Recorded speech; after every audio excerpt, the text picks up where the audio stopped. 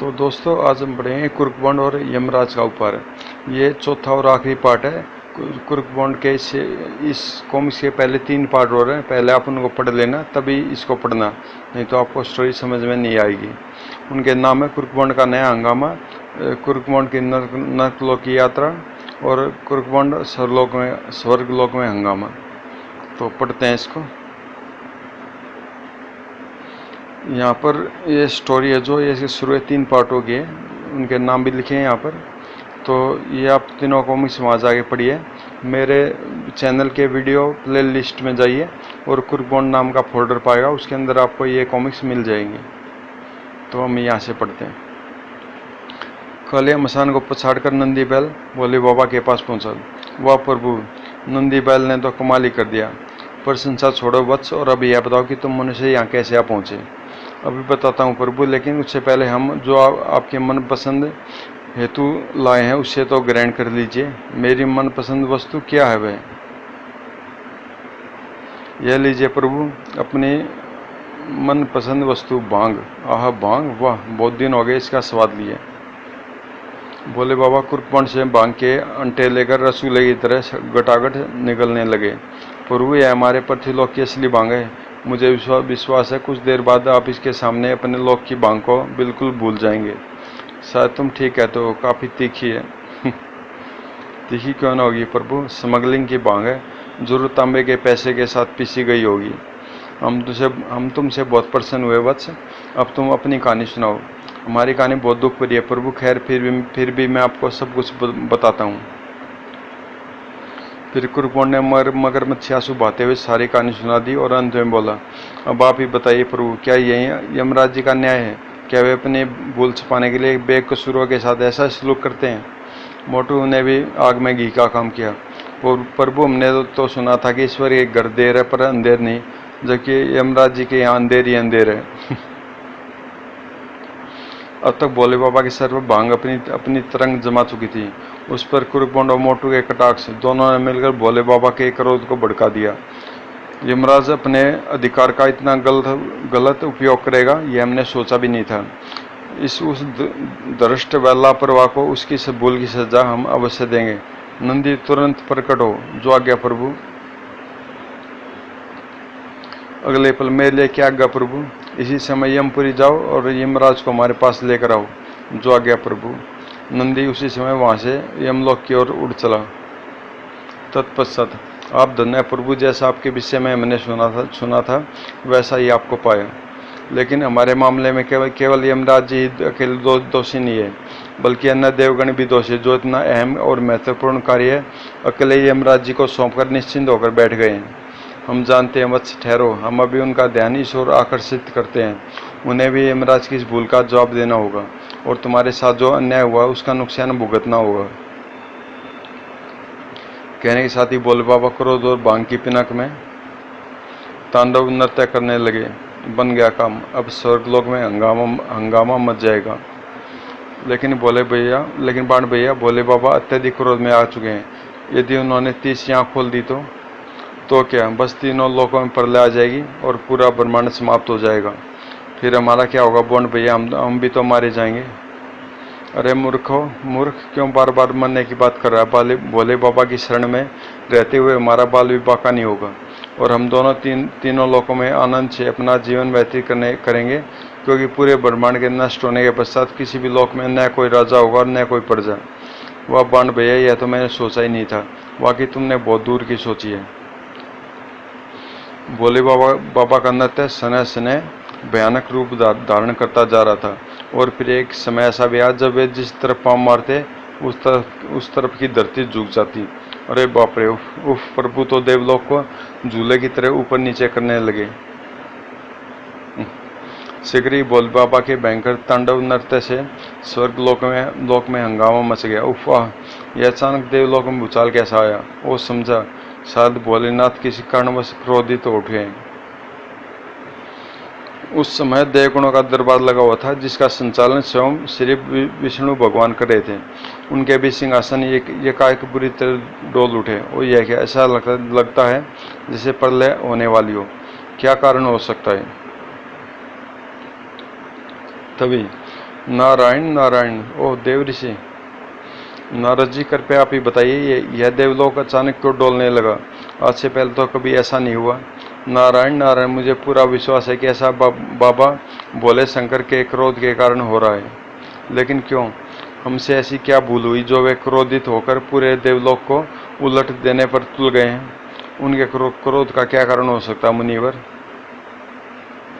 कारण तो स्वयं भोलेनाथ ही बता सकते हैं प्रभु। मेरे विचार से हम सबको इसी समय चलकर उनसे मिलना चाहिए। आप ठीक कहते हैं, चलिए देवगणों, हम सब चलकर उनका क्रोध ठंडा करने की कोशिश करते हैं। और सब उसी समय भगवान शंकर के निवास स्थल की ओर चल पड़े। जब वे शंकर के निवास स्थान पर पहुंचे, अरे दोनों मनुष्य कौन है? नारायण नारायण, मैं समझ गया, यह विपत्ति उन्हीं दोनों के कारण ही देवलोक पर आई है। शांत हो जाइए भोलेनाथ, शांत हो जाइए, वरना देवलोक नष्ट हो जाएगा। हाँ मित्र, शांत हो जाओ और हमें अपने क्रोध का कारण बताओ। परंतु भोले बाबा के सर पर भांग का नशा पूरी जवानी पर आ चुका था, अतः वे देवताओं की बात पर कोई ध्यान न देकर पूर्ववत नाचते रहे। तब ब्रह्मा जी कुपित हो कृपांड और मोटू से संबोधित हुए, अरे मनुष्य, तुम्हें बताओ कि भोले बाबा के क्रोध का क्या कारण है और तुम देवलोक में कैसे पहुंच गए? क्षमा कीजिए प्रभु, भोले बाबा के क्रोध का कारण हम नहीं बल्कि आपके अनुचर यमराज जी हैं। उन्होंने हमारे साथ जो अन्याय किया है उसी को जान सुनकर भोले बाबा क्रोध से तांडव नृत्य करने लगे हैं। और क्षमा कीजिए प्रभु, हमारे साथ जो अन्याय हुआ है उसमें आपका भी कुछ कम दोष नहीं है। क्या? आखिर तुम्हारे साथ क्या अन्याय हुआ है? मैं बताओ वत्स, हम तुम्हारे साथ अवश्य न्याय करेंगे। तो कुरकुमंड और मोटू ने वह सब कुछ कह सुनाया जो उन्होंने भगवान शंकर को बताया था। सब कुछ सुनकर नारायण नारायण, तो वास्तव में इनके साथ बहुत बड़ा अन्याय हुआ है। यमराज जी की इस भूल पर भोले बाबा का क्रोधित हो उठना स्वाभाविक है। यमराज जी को उनकी भूल की सजा अवश्य मिलनी चाहिए।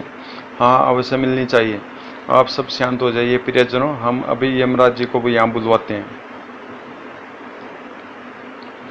यमराज से जो भूल हुई और उनके साथ जो अन्याय हुआ उसकी सजाएं उन्हें अवश्य भोगनी होगी। नारायण नारायण, यह सब तो बात की बात है प्रभु। पहले भोले बाबा को किसी तरह शांत कीजिए, वरना यमराज को दंड देने और इन मनुष्य के साथ न्याय करने के लिए आप देवगणों में से कोई जीवित नहीं बचेगा। लेकिन भोलेनाथ पर तो हमारी बातों का कोई प्रभाव ही नहीं पड़ रहा है मुनिराज, फिर हम इन्हें कैसे रोकें? फिर भी प्रभु, भोले बाबा का क्रोध शांत करने के लिए आपको कोई न कोई राह निकालनी ही होगी। ठहरो, मुझे सोचने दो। कुछ देर सोचने के बाद श्री विष्णु भगवान कुरकुंड और मोटू को संबोधित करते हुए बोले, अरे भले मानुसो, भोले बाबा तुम्हारे साथ हुए अन्याय को देखकर ही हम सबसे क्रोधित हुए हैं। यदि तुम इन्हें यह तांडव नृत्य रोकने के लिए कहो तो वे निश्चित रूप से शांत हो जाएंगे। हाँ हाँ वत्स, तुम ही भोलेनाथ का क्रोध शांत कर सकते हो, वरना इनके क्रोध से तीनों लोक नष्ट हो जाएंगे, कोई जीवित नहीं बचेगा। जल्दी से इन्हें मनाओ वत्स, पूरा देवलोक डगमगा रहा है। नारायण नारायण, वाह क्या लीला है प्रभु। जगत नारायण की आज देवों को अपना सर्वस्व बचाने के लिए मनुष्य का सहारा लेना पड़ रहा है, उसके आगे गिड़ाना पड़ रहा है। मैं आप देवताओं का कहा कैसे टाल सकता हूँ, लेकिन मेरी भी एक छोटी सी शर्त है। वह क्या? भोलेनाथ का क्रोध शांत करने के बदले आप लोगों को हमें अपने लोक की सैर करानी पड़ेगी। क्या? यह कैसे संभव है वत्स? स्वर्गलोक में वही प्राणी आ सकते हैं जिससे स्वर्गवास का आदेश हो, जबकि तुम दोनों के पाप पुण्य का भी कोई हिसाब किताब नहीं हुआ है। साथ ही विधि के लिखे विधान के अनुसार अभी तुम्हारी मौत भी नहीं हुई है, लेकिन आपके द्वारा नियुक्त मौत के अधिकारी यमराज जी की भूल से ही तो हम मरकर यहाँ पहुँचे हैं। फिर उनकी भूल की सजा हमें क्यों भुगतनी पड़ रही है? लेकिन में समय नष्ट मत कीजिए देवगण, जल्दी से हाँ या ना का फैसला कीजिए, वरना भोले बाबा का नृत्य अब चरम सीमा पर पहुंच चुका है। मजबूरी थी, अतः देवताओं को कुरकुंड की शर्त मंजूर करनी पड़ी। ठीक है वत्स, हमें तुम्हारी शर्त स्वीकार है, लेकिन अब तुम जल्दी से भोलेनाथ को शांत करो। अभी लीजिए प्रभु शांत हो जाइए, मुझे इनसे इंसाफ मिल गया। अब हमें देवताओं और यमराज जी से कोई गिला शिकवा नहीं है। यह प्रभु आप माने, आपके कारण ही हमारी हार्दिक इच्छा पूरी हो जाएगी। लेकिन भोले शंकर का नृत्य बंद नहीं हुआ। अब तो कोई दूसरी युक्ति निकालनी पड़ेगी, वरना देवताओं के सामने हमारी सारी किरकिरी हो जाएगी। लेकिन वह दूसरी युक्ति कहाँ से लाऊं? परंतु शीघ्र ही वो मारा आ गया एक आइडिया। अगले पल उसने मोटू का एक खास इशारा किया और उसके साथ ही अपनी जेब से छुरा निकालकर चीख उठा, बस कीजिए प्रभु, वरना आपका यह भक्त आत्महत्या कर लेगा। लेकिन भोलेनाथ फिर भी नहीं रुके। ठीक है प्रभु, यदि आप अपने इस भक्त की बलि चाहते हैं तो लीजिए, मैं अपने आप को आप पर कुर्बान किए देता हूँ। ठहरो भक्त ठहरो। कुरुकबंड के इस अभिनय ने भोलेनाथ पर पूरा प्रभाव डाला। वे तांडव नृत्य रोक तुरंत उसके पास जा पहुंचे। या तुम क्या मूर्खता करने जा रहे थे भक्त? यदि तुम आत्महत्या कर लेते तो मैं पूरी सृष्टि का नाश कर देता। आप धन्य है प्रभु। कहने के साथ ही कुरुकबंड ने भोले बाबा के पैर पकड़ लिए। उसकी देखा देखी मोटू ने भी वैसा ही किया। लेकिन अब कृपया करके अपना क्रोध त्याग दीजिए प्रभु, हमें अब किसी से कोई गिला शिकवा नहीं है। बंड भैया ठीक कहते हैं प्रभु, हमें स्वर्गलोक की यात्रा करने की अनुमति मिल गई है। वे मूर्ख चुप रहे, क्यों अपनी पोल खोल रहा है? यदि भोले बाबा को पता चल गया कि हमने देवताओं को विवश करके अपनी मांग पूरी की है, तो वे अभी हमें अपने त्रिशूल से मौत के घाट उतार देंगे। वो माफ़ करना कुरुकबंड भैया, यह बात तो मैं भूल ही गया था। तभी भोले शंकर बोले, ठीक है वत्स, यदि तुम कहते हो तो मैं शांत हो जाता हूँ, लेकिन यमराज को उसकी भूल की सजा अवश्य मिलेगी। शिव को शांत होते देख सभी देवताओं के चेहरे प्रसन्नता से खिल उठे। बंधु महादेव, हम आपके आभारी हैं कि आपने तीनों लोगों को नष्ट करने का इरादा त्याग दिया।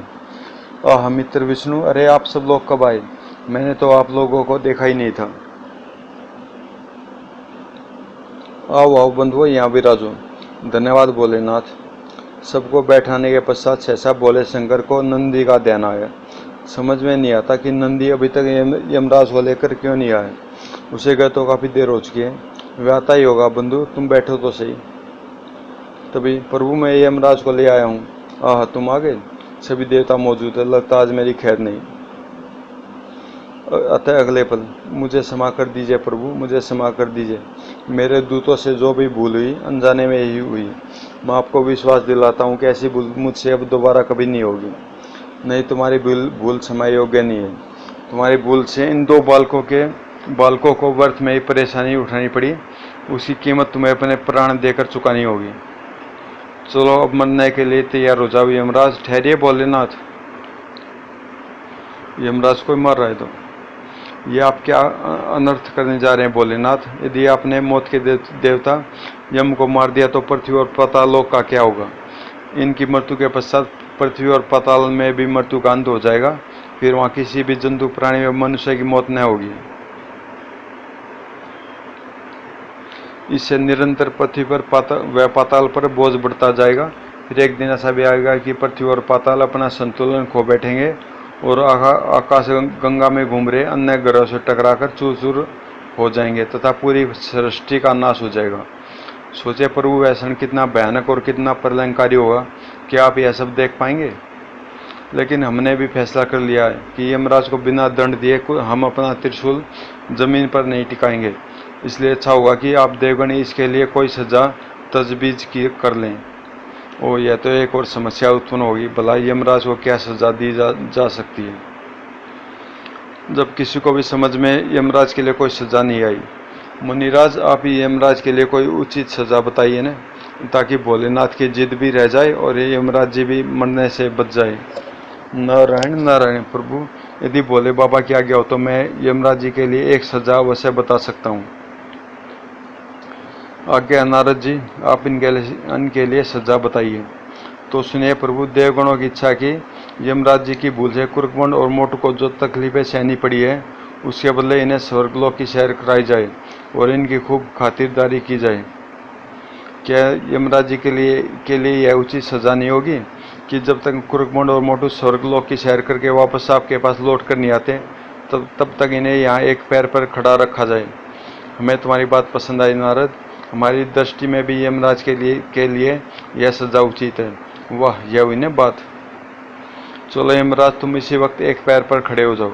हे जगन्नारायण, मैं नहीं जानता था कि आपने मेरे भाग्य में पहले से ही ऐसी सजा लिख रखी है। क्या विचित्र लीला है आपकी। सब कुछ जानते हुए भी कैसे अनजान बने खड़े हैं आप। यमराज एक पैर पर खड़ा हुआ। हा हा, आखिर यमराज को सबक मिल ही गया। अब वह कभी अपने कामकाज में असावधानी नहीं बरतेगा। तभी लो बंधु देवी पार्वती और पुत्र गणेश भी इस अच्छे मौके पर आ पहुंचे। देवी, हम चाहते हैं कि आज आप स्वयं अपने हाथों से भोजन तैयार करके हमारे मित्रों को खिलाएं। अवश्य स्वामी, लेकिन आपने यमराज जी को इस अवस्था में क्यों खड़ा किया हुआ है? प्रभु, क्या इनसे कोई अपराध हुआ है? हाँ देवी, इनकी एक छोटी सी भूल के कारण इन दो मनुष्यों को काफी परेशानी उठानी पड़ी है। प्रणाम माँ, आयुष्मान हो। फिर यमराज जी की भूल जानने के पश्चात माता पार्वती ने उन्हें सांत्वना दी और सबके लिए भोजन बनाने में जुट गई। गणेश जी भी अपनी माता के कार्य में हाथ बटाने लगे। शीघ्र ही माता पार्वती ने भोजन तैयार कर सबको भोजन कराया। वह माता के हाथ के भोजन का जवाब नहीं। सच, बहुत दिनों बाद ऐसा भोजन करने को मिला है। आज मैं अपनी छोटी सी भूल के कारण माता के हाथ का बना भोजन करने से वंचित रह गया। भोजन करने के उपरांत, देवेंद्र, अब आप इन दोनों मनुष्यों को ले जाइए और इन्हें स्वर्ग की सैर कराइए। जो आज्ञा प्रभु। ठीक है मुनिराज। नारायण नारायण प्रभु, मुझे भी आगे दीजिए, मैं भी चलता हूँ। उसके बाद विष्णु भगवान सहित सभी देवता वहां से प्रस्थान कर गए, जबकि इंद्रदेव कुर्कमंड और मोटू को अपने स्वर्ग रथ पर बैठाकर स्वर्गलोक की सैर कराने लगे। काफी देर तक कुर्कमंड और मोटू की स्वर्गलोक की सैर कराने के पश्चात जब राजा इंद्र उन्हें वापस छोड़ गए, तुम्हारी सजा खत्म हुई यमराज, अब तुम दोनों पैरों पर खड़े हो सकते हो। जो आज्ञा प्रभु। सुनो यमराज, अब तुम सब इन दोनों मनुष्यों को लेकर पृथ्वीलोक जाओ और इन्हें इनका असली शरीर वापस लौटा दो तथा असल मृत्यु भोगियों को लेकर अपने लोक पहुंचो। लेकिन ध्यान रहे, भविष्य में फिर तुमसे ऐसी भूल नहीं होनी चाहिए। मैं ध्यान रखूंगा प्रभु। जाओ वत्स, यम के साथ अपने लोक वापस लौट जाओ। हमारा आशीर्वाद हमेशा तुम्हारे साथ रहेगा। जैसी बाबा की आज्ञा। प्रणाम माता, आप भी हमें आगे दीजिए। हम आपके दर्शन पाकर धन्य हो गए। जाओ बेटा, हमेशा खुश रहो। फिर सबसे विदा लेकर कुर्कमंड और मोटू यमराज के साथ पृथ्वीलोक की तरफ चल पड़े। पृथ्वीलोक में सेठ गुंगामल की कोठी में पहुंचकर यमराज कुर्कमंड और मोटू को उस स्थान पर ले गए जहां उनकी लाशें रखी थी। शुक्र है तुम दोनों के शरीर सही सलामत है। जाओ, अपना मानव शरीर पुनः धारण कर लो। जैसी आपके आगे यमराज जी कहने के साथ ही कुर्कमंड और मोटू की आत्माएं अपने अपने शरीर में प्रविष्ट हो गई। अगले पल हम जीवित हो गए। आपका बहुत बहुत धन्यवाद यमराज जी। आपके आशीर्वाद से हम दोनों का जीवन सफल हो गया। जो लोग हम मरने के बाद देख सकते थे वह जीते जी देख लिया। लेकिन इसके साथ ही हमें इस बात का दुख भी है कि हमारे कारण आपको भोले बाबा के कोप का भाजन बनना पड़ा। हो सके तो हमें क्षमा कर दीजिएगा। जो कुछ भी हुआ वह सब विधि का विधान था बच्चों, इसमें तुम्हारा कोई दोष नहीं। अच्छा, अब तुम समय नष्ट न करके मेरी ओर से डंडा उपहार में लो और इससे अपना अधूरा कार्य पूरा करो। ओह, क्या आपके पास उपहार में देने के लिए डंडा ही बचा था यमराज जी?